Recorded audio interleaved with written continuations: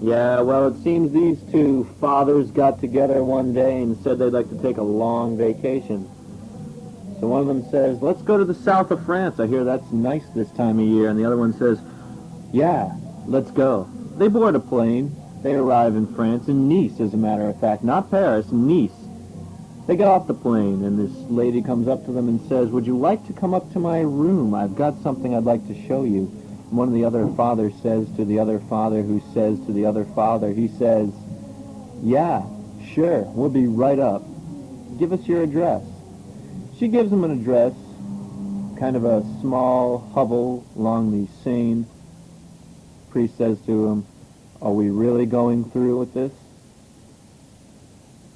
Other priest says, yes, we are. And we're going to love every minute of it. Because this is our beginning. Not our end, but our beginning. So the priest, they walk up to the apartment building, knock on the door. A lady comes to the door that they saw at the airport. She says, come on, it's in here. She leads them into a room, and they sit on a sofa, a couch, kind of a soft plush deal. Hands them a drink. They think it's alcohol, but it's actually water with a twist of cherry lime juice in it. They're sitting there for a little while, and she comes out with a robe, orange, and stands in the middle of the room with a piece of apple pie in her hand. She says, this apple pie is so good, I'm going to smear it all over my chest. One of the priests looks to the other and says, I think this is where we get out. The other priest says, no, don't leave. This is what we've been waiting for. Our new beginning. The other priest is assured. He sits down after he has gotten up to leave and settles. The woman takes the apple pie and smears it on her chest. Her robe exposes two firm, pinkened, tanned breasts. The priest says to his friend, Father, I believe I've had enough. The other priest says, you are only beginning to have enough. The people who love you the most, I guess. Yes, these are the very same people who will see to it that you're a guest. Goopy, goopy, goopy, goopy. You light up my life. You give me hope. You light up my days. Make me aware of the wonderful ways it is to be part of you and part of me. Mr. O'Malley, you got a silly old cow that runs around on three cow-like legs. The brown hairy legs, they belong to a cow. Now don't you believe that that cow's brown? It's the brown cow from the meadow hillside. It's not a pretty sight. Maybe I'll find me a cowgirl. Maybe find one tonight.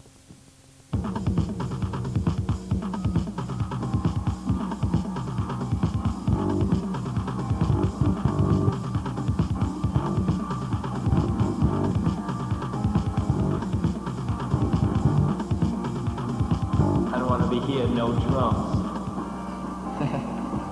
I don't want to be hearing no drums.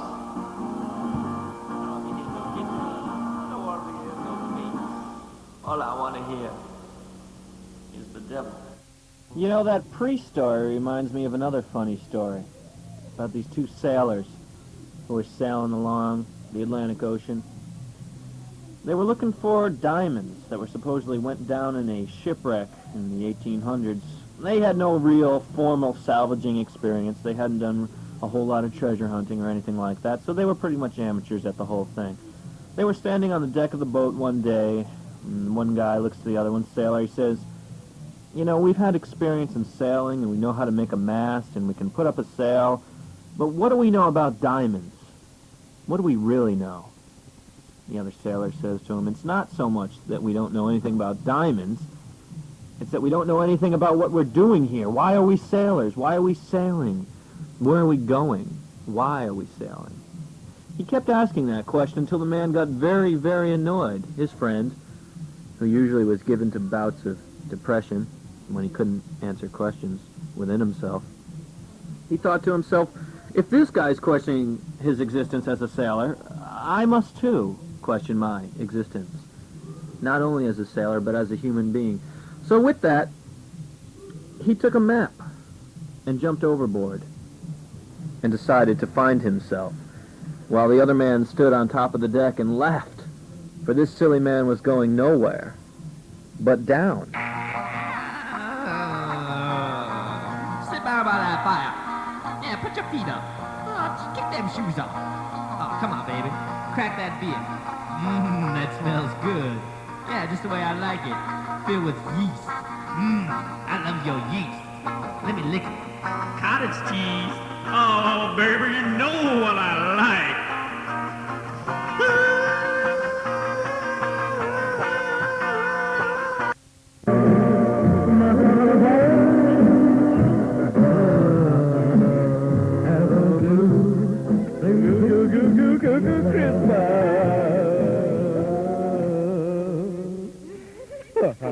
Have a blue inside of you. I'll have a big remembrance for you. Oh, this is my 7-year-old girlfriend. Here she is. Come here, Lucinda. I want to show the ladies and gentlemen of the world what you are made of. You're a special little girl with special little desires and feelings. Come here now, Lucinda, for you are my baby doll. Oh, yes, you feel so good because you're only 7.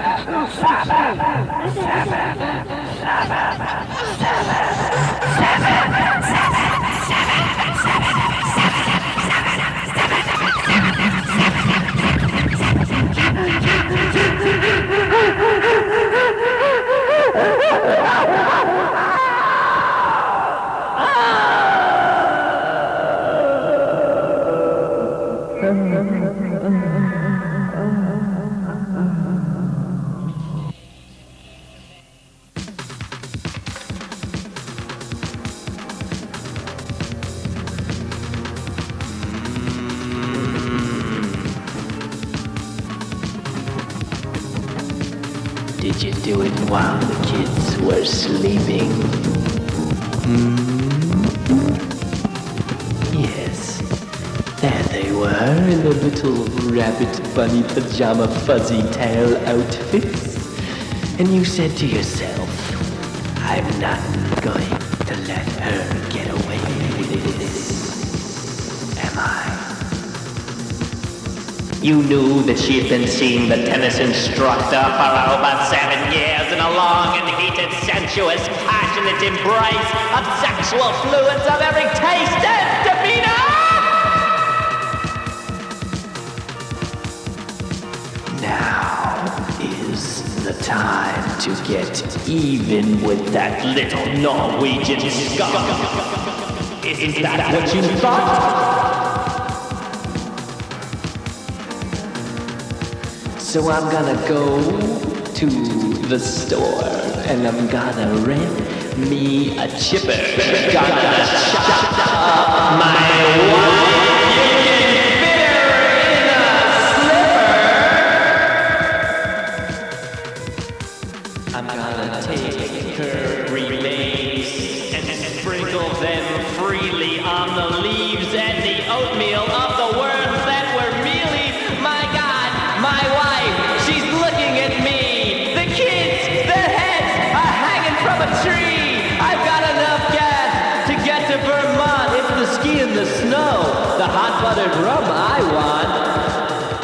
kids. Let's go skiing. Yeah, I don't know where Mommy is. I think she disappeared off the face of the Oh, that's right. She said she was going shopping, but she's not coming back, man. She went for a long swim. A real long swim.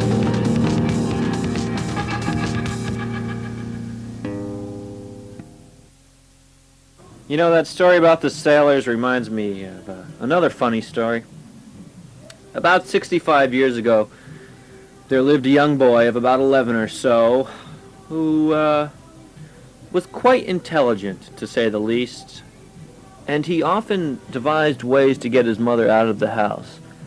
Well, this one particular evening, this boy, Ronnie, was sitting in his room playing with himself, as he was known to do, and his mother knocked on the door, a sharp rapping which meant she would be leaving soon.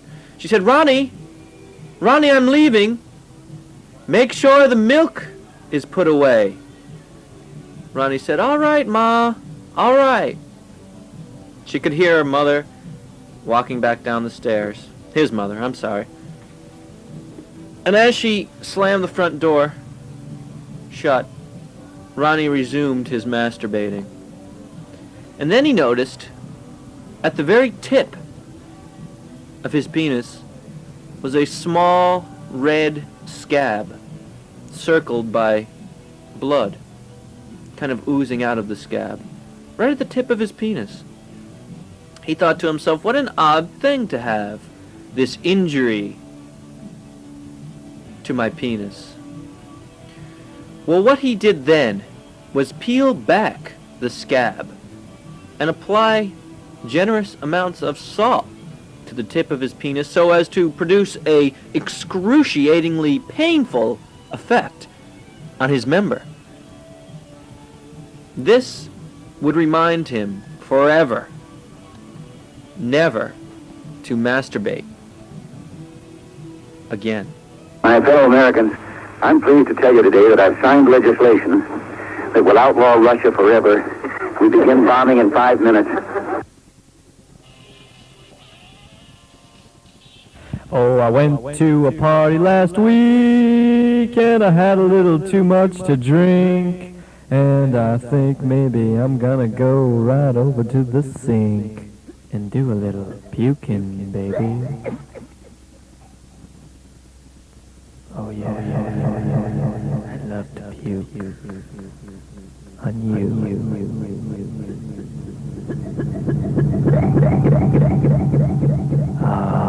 I want to rub it all over your chest.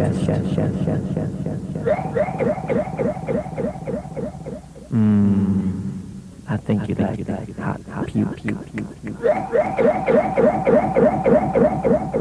Oh, doesn't it smell good?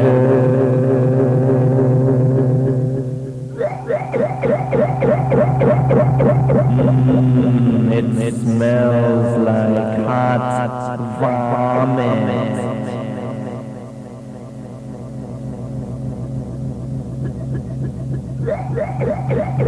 Maybe I shouldn't have had that last beer, huh? But then again, I wouldn't have vomited that delicious, chunky vomit. It turns the girls on. It makes them know that I'm a regular kind of guy. I'm the kind of guy likes vomit all over. Wait, baby, I feel a good one coming on. I've been eating some pizza tonight, you see. And I had a little baked potato tonight. And then I had a little cannelloni. And then I had a little donut box. And I think that you're on the receiving end of my love spew. Baby, stand back, 'cause here it comes. Oh, I think here it comes right now.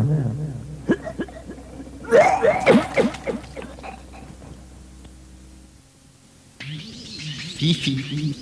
Hello. Hello, my little children. I love you So much. There's so many things I want to teach you about life. Yes, that crazy little piece of dirt you've got your toe stuck into. It's called life. And simply Cablo Booba. Clippy. I'm sitting under the steel drum here in the Bahamas sun. I don't know what will come, but maybe, oh maybe, oh maybe it'll be you. Oh, daylight comes and we want to go home. Daylight comes and they want to go home. Come, Mr. Taliban, Talami Banana. Day-o, here comes the big tarantula. Here I come and we want to go home. Come, Mr. Taliban, Talami Banana. Day-o, oh, day-o. The banana boat song, the banana boat song, the banana boat song, the banana boat song. Oh, I see it all. Spread out before me, and it's looking good. Everything's looking real good. Oh no, something's looking awful bad. Something's looking awful bad. I tell ya, I don't want to put any Drano in my strained green beans or anything, but let me tell you, that kid was a cranky old kid. He's a cranky old baby. Who needs you anyway, you dumb old baby? I'll wrap this bib around your dumb old neck, you dumb old baby. Well, I'll give you something to cry about. How about third-degree burns in the throat? Huh? You crazy old kid. Yeah, you think I was stealing stuff? Yeah, you want to check my coat? Yeah, I guess you want to check my coat. Yeah, you want to think I'm stealing because long hair? And the goddamn phone's ring off. The phone's got ringing all the goddamn time. And I tell you, my mom, she's drunk all the goddamn time. Hey, you think that's so easy, huh? You think that's so goddamn easy? I'm gonna put my radio, I'm gonna put it in my car, and I'm gonna drive around. Drive around all the goddamn place, and all you people are gonna see, man. You're gonna see, because I'm alright.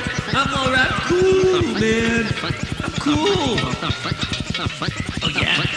Why do you do so many drugs? I don't do any drugs. Yeah, I saw you do drugs. I don't do any drugs anymore, man. They're real good for you, man. They make you cough, man. You got that stuff coming out of your nose, man. Oh, you got that stuff coming out of your nose, man. It's coughing all over the place, man. You got red blood, man. You got red blood now, it's all black because you're smoking all the goddamn time, man. You're drinking so many goddamn beers, man. I don't even understand why you're in some goddamn party. You don't even like the goddamn people, the goddamn party. You always shit out of them in school, man. You hated them, man. You don't even like them anymore. They said you're a bunch of jerks. They said you're an asshole, man. And then you go to the goddamn bar. All you want to do is drink goddamn beer, man. All you want to do is goddamn smoke your shit, man. I don't even understand. You don't even want to go out with your girlfriend. You want to go out with your girlfriend, huh? You want to steal their cars, man. Why don't you go piss in the goddamn guy's backseat, man? The guy's goddamn asshole, man. I'm telling you. You put all your shit in one goddamn wheelbarrow, man. Why don't you go push your goddamn wheelbarrow off the goddamn cliff, man? You worthless piece of shit. I ought to fucking kill you, man. I ought to fucking stick a fucking bullet in between your temple with my goddamn bare hand. You're an asshole. I hate you. You're a jerk.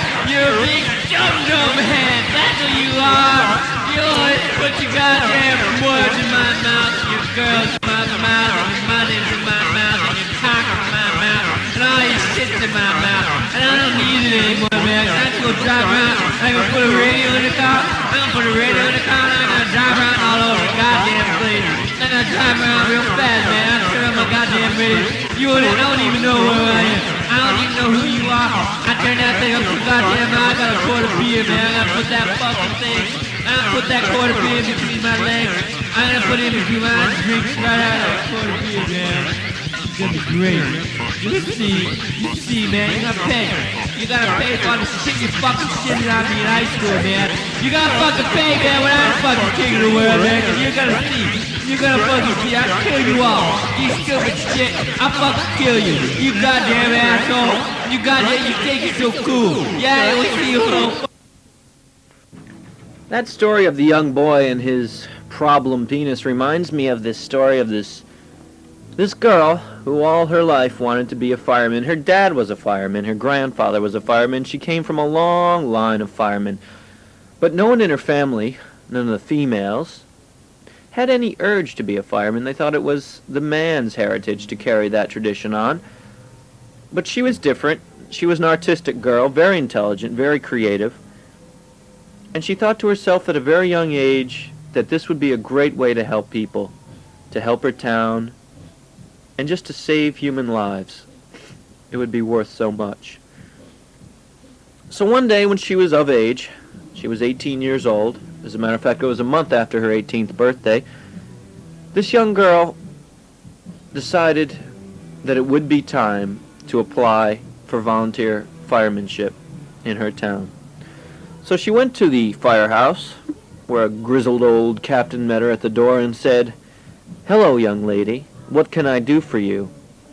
She said to him in a clear, self-assured voice that she wanted to be a fireman, or fire person, as she put it.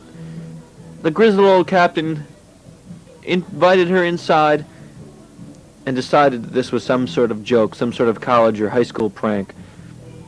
He sat her down on the fire couch and started to ask her questions. His first question was, "How old are you?" She said 18. His next question was, "Has you ever seen a decapitation?" She admitted that she hadn't, but she had heard stories of it from her family. He then asked her who her family was, and he was to learn then that she was from a long line of firemen. She sat on that fire couch for a long time thinking to herself, am I doing the right thing in breaking the silent code of masculinity in the fire department?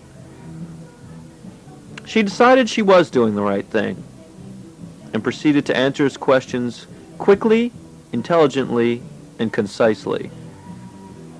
His last question was a bit startling. He asked her if she'd ever had sex with a fireman. She stammered a little on this one because, in fact, she had. Her father, grandfather, brothers, cousins, uncles all had a turn having sex with her. Yet, she thought maybe it would color her chances a little if she admitted it, so she kept it to herself. And that was the problem. That was the mistake. Because everybody knows the first code of firemanship is honesty, and to never lie about the size of your hose. Jesus loves the little children, all the little children of the world. Be they yellow, black, or white, he will love them in his sight. Jesus loves the little children of the world.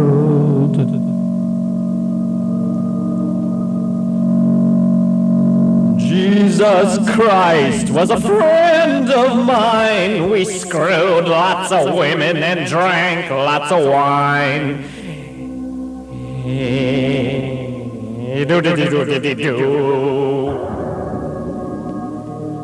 Oh, Superman, the king of the Jews, he got so drunk he puked on his shoes.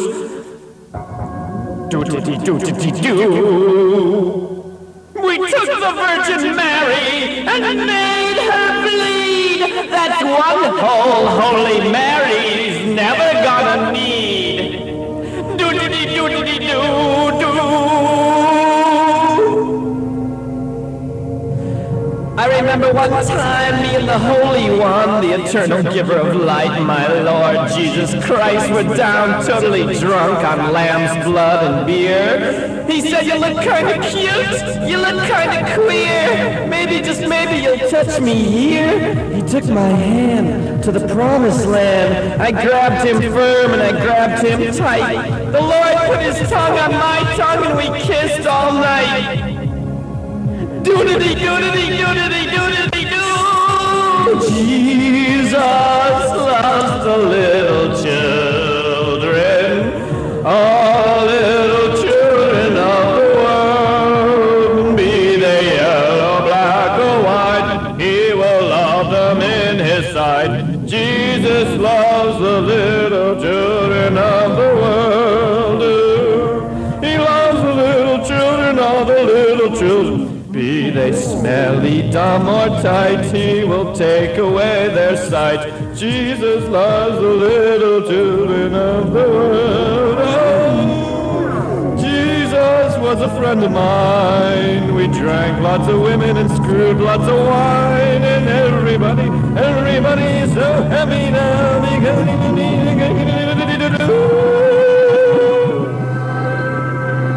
Oh, Superman, king of the Jews, he got so drunk he puked on his shoes, his heavenly shoes.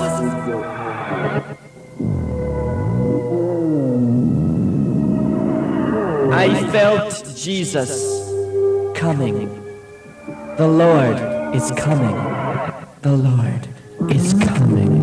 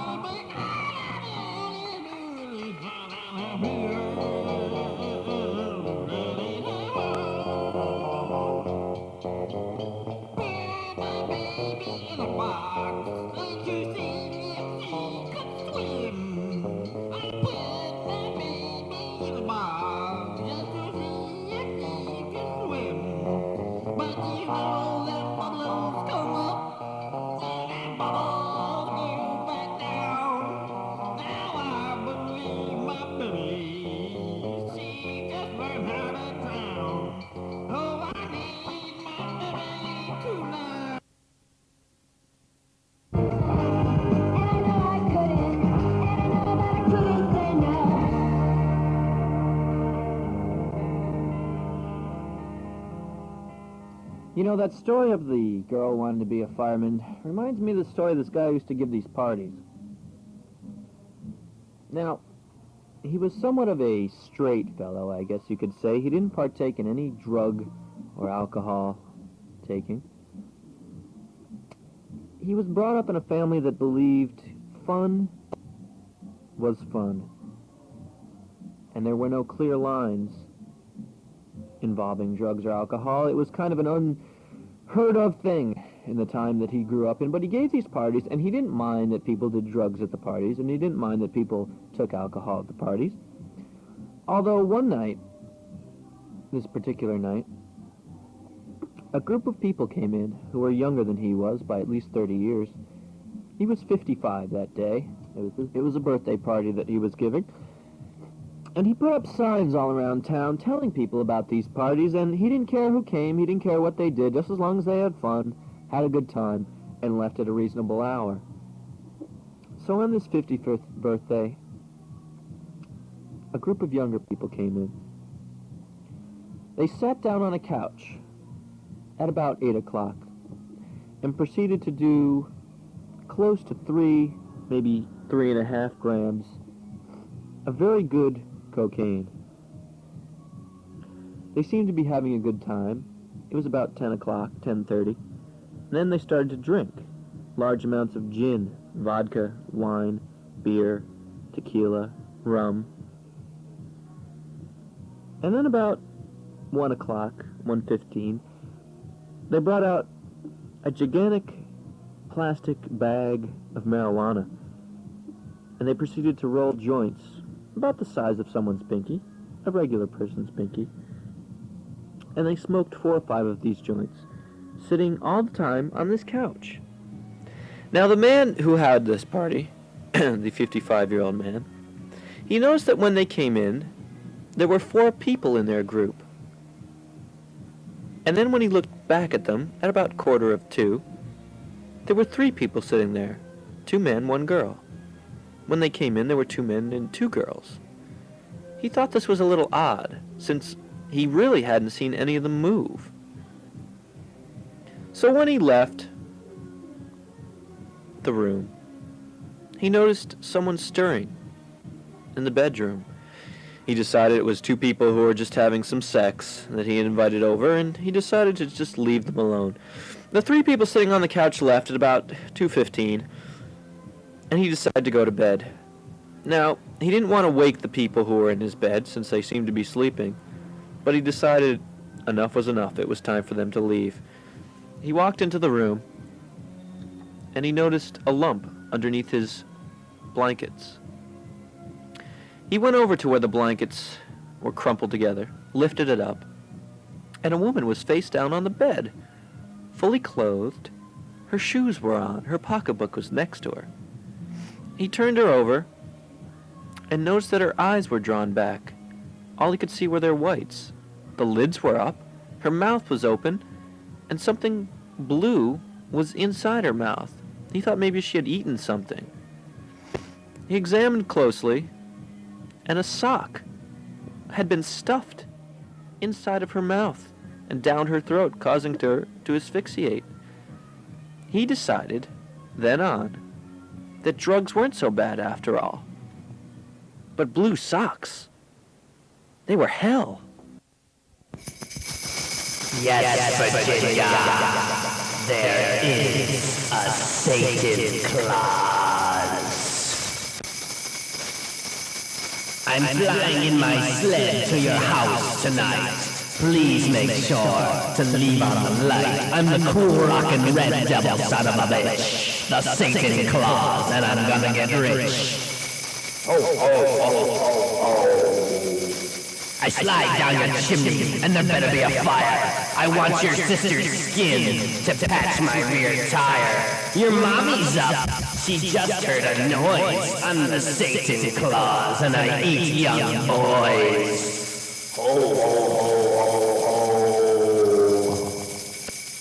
I put a razor in your dolly and a snake in your shoe. There's a million little things I'd like to do. I tore up Daddy's robe and fed it to the dog. I got a human head and stuffed it in your log. I'm the Satan clause. My teeth are sharp, and there's a part on your body that has my mark. The red 666 on left, budding breast. I'm the host, and you're my guest. I'm the Satan Claus, and now I take flight. Death to your family and to all a bad night. Ho, ho, ho, ho.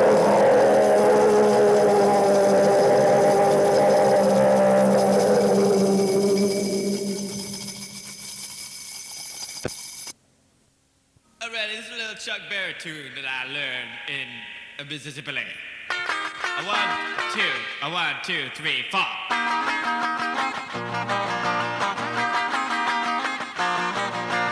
Oh, little groovy cat, stay away from that. Oh, my little groovy cat. Oh, you're coming up tonight to my room, and you're gonna bring a deck of cards, and we're gonna see how long we can play solitaire. Hey, you can only play solitaire with one person, baby. Oh, I get it. You're not coming. Hey, my little groovy cat. Oh, I got a beer bottle. Why don't you sit on that? Oh, you peel off the label with your acidic sperm. You put it in your mouth and then you squirm. Hey, little groovy cat, don't you wanna learn? Learn the game, baby, 'cause I'm the teacher, the professor of all love. Please, baby, tell me a secret. What? What did you say? Oh, baby, no, like. What's it? Oh, baby, come on. Hey, little groovy cat. You know, that story of the fellow who had all the parties reminds me of this story. About this guy who owned a great many animals. And he lived in a farmhouse up in upstate New York with his animals. He had no wife, no children, no friends really to speak of. He was an outcast of something he had no control over. Actually, what it was is he had been in prison for some number of years and had alienated many people around him. He came from a very good family, and no one really wanted to speak to him after he was incarcerated. So he lived on this little farmhouse. He had quite a bit of land, 50 acres or so, and he had sheep, dogs, cats. He had a horse. He had a pony, too. Some chickens. He had a goat. He had a couple of snakes and some exotic birds and tropical fish inside the house. And these animals would provide him with the interaction that he normally would have with humans. But without that, he must depend on them for conversation and stimulation. So one day he was talking with one of the goats, and he asked the goat, "Is it such a crazy idea for me to want to be among humans?" And the goat said, "No, this is not a crazy idea. For all our lives, us animals wish to be among other animals. We desire no contact with humans except for food and shelter, which normally we would have adapted to ourselves. But since we're domesticated, we depend heavily on humans now." He thought to himself what the goat had said, and decided that he would try to be among humans. It had been a long time, 25 years, since he had been talking to another human being. And no one really talked to him in prison, so he could add another 5 years. 30 years since he had had any real interaction with human beings. Inside, speaking to one of the snakes, before he decided that he would go into town, he wanted to make sure, one last time, that he was doing the right thing. He said to the snake, "Am I doing the right thing by desiring human touch, companionship, interaction?" The snake looked at him sideways and said, "You know, that's not such a bad idea, to be among humans. and to walk around among them and do the things they do and try and be normal. Try and be a snake, and then try and be among humans. People still think we're slick and wet, slippery. He said, you know, you're right, Snake. It doesn't matter who you are. It matters what they think of you. The snake says, no, it's the other way around. It's not what they think of you, but who you are.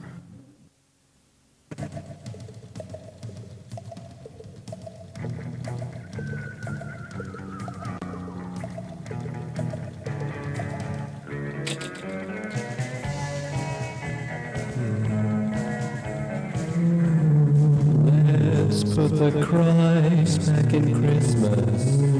There's too many sinners in the world. I think if we take the Lord too seriously, He's gonna turn us all into squirrels. Let's put the Christ back in Christmas. Take the filth and greed from the holy day. If we don't listen to His holy heart, He'll make us eat food spit on by an infected gay. Let's put the Christ back in Christmas. There's a million things we can do. If we ignore the good book's warnings, we could all turn into a Jew. Let's put the Christ back into Christmas. If anybody gives a damn, we don't want to play with a dreidel or have to give up eating ham.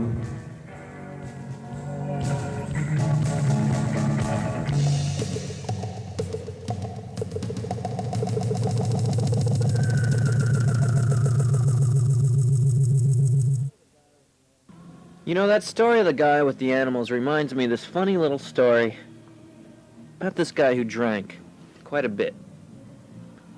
Now, he would go into a bar around 5 or 6 o'clock after work, and he wouldn't leave that bar till it closed, so I can just tell you, I think you can guess right from about there that he drank quite a bit. He was in a particular bar in the Midwest, Ohio. It was about 7:30. He was sitting there with a scotch and soda, and he looked at the bartender. And when the bartender came over and asked him if he wanted another one, he asked the bartender if he had known him from someplace before, if he had ever seen him before. The bartender said, no, get a lot of people in here, and I usually notice the unusual-looking ones. He said, that's funny, because you look like the bartender of the last bar I was in. And the one before that. And maybe even the one before that. He wasn't quite sure. But anyways, he sat there sipping his scotch, thinking to himself, I have seen that bartender somewhere before. Yeah. Bartender came over one more time. He asked him again if he had ever seen him before. Bartender said, look, like I told you, buddy, usually the queer ones stick out. He said, maybe I'm just dreaming things. Maybe I've been in so many of these goddamn bars that you guys are all looking the same about now. Bartender said, that can happen. That can happen. So he finished his drink, and he ordered another one. And these two men walked in the door, sat down at the end of the bar. They started looking over at the guy. One of the guys came over, 3-piece suit, briefcase tie, diamond ring, whole deal. Said, hey, haven't I seen you someplace before? That's when he realized things were getting kind of scary.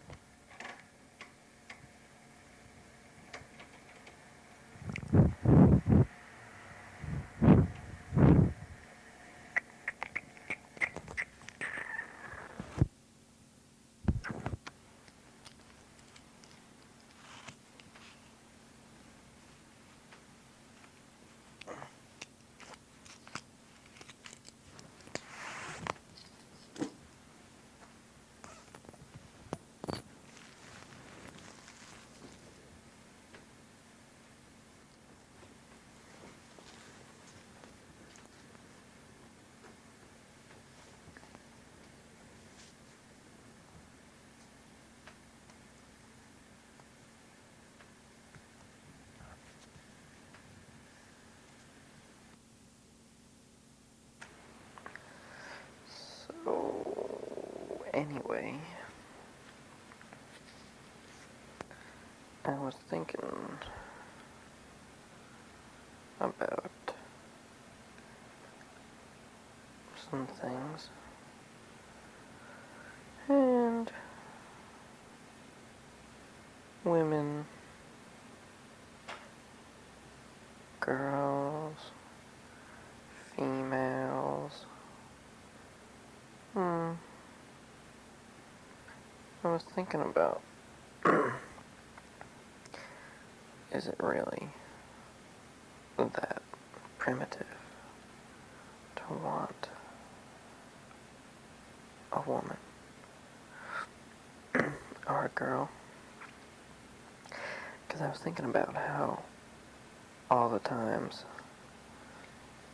I felt primitive and how I wanted to smack. I wanted to hit a woman in the face. Not because she did anything, not because I was angry. I just wanted to hit a woman in the face. Not for any particular reason, certainly. But just because, maybe, I don't know. Just to see what it was like, you know? Just to see what it would feel like. What she would feel like. I didn't want to hurt anybody.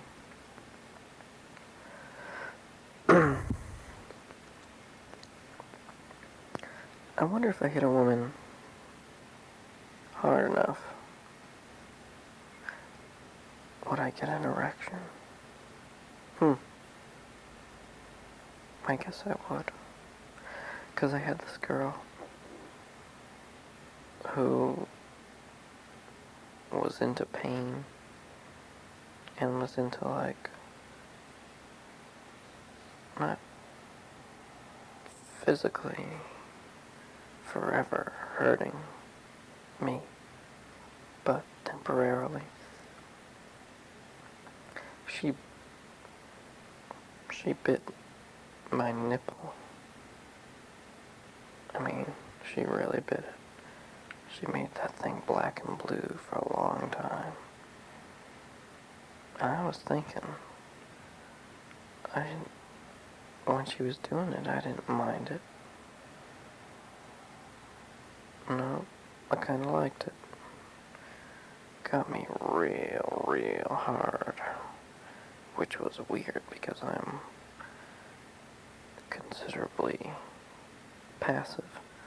So then I bit her nipple, and she liked it, and she bit my tongue real hard, and she bit my lip real hard, and I bit her tongue, and I bit her lip.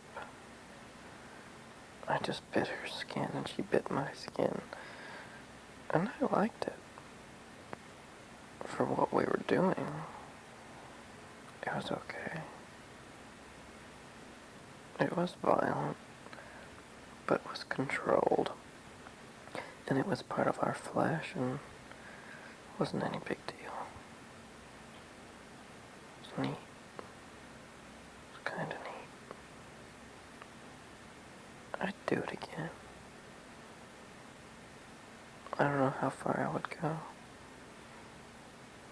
How much pain I could inflict on somebody if they seemed to enjoy it. Or how much pain I would let be inflicted on me, and how I would enjoy it. Because there was a big mixture when she was biting me of pleasure and pain. Because I was trying to think of it as pleasure. But when someone bites you, there's always pain. So I mixed the two in my mind. Now, if it had been in a non-sexual situation, I'm sure it would have been all pain. But since it was in a sexual situation, I had to convert some of the pain into pleasure in order for me to enjoy it in that way.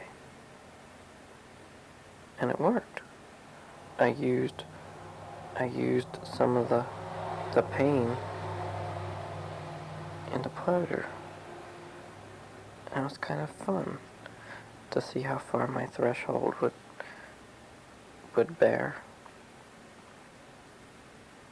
I'd never had anyone do that to me, so it was exciting too. It was neat.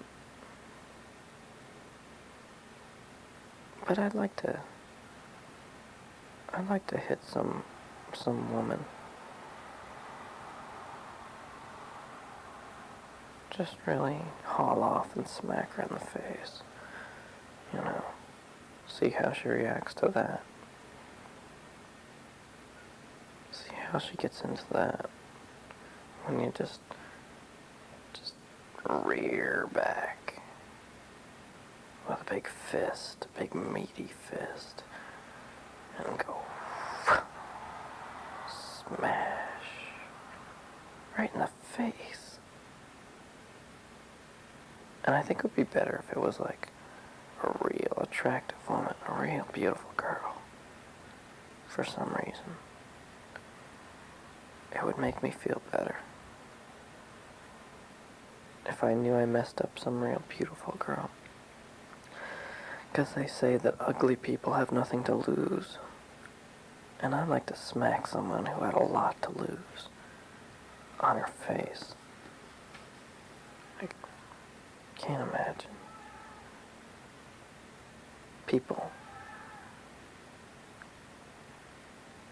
relying on their looks for a large part of their entertainment and maybe even part of their livelihood. It's possible. I wouldn't want to take a razor like that girl in New York and I wouldn't want to slash a face.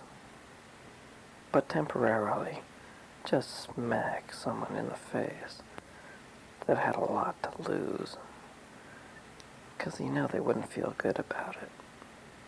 But maybe they would. Maybe they would kind of feel good about it. Because there's women out there who enjoy being hit. Enjoy being hit. It sounds kind of strange when you think about it. All these shows and books, articles about abuse. But there are women out there who really get into it. Like this girl I was talking about. I mean, I don't know how far she would have let me go. Biting her. But I was biting pretty damn hard. If I did that to any other girl, she wouldn't stand for it. She'd definitely, jump out of bed, call the police or something. But this girl was getting into it. I mean, she was smiling. And I was biting her nipple. I mean, it was hard. I don't know. It's weird what makes people aroused. What makes people get it up. I know one time when I was younger, I was looking at a magazine or a book, or it was actually I think it was a lyric sheet. It was the lyric sheet to Elton John's Greatest Hits, I think. And there was a song in there, and there was a picture of a girl on top of the lyric sheet in kind of a halter top. And she reminded me of this girl that I knew.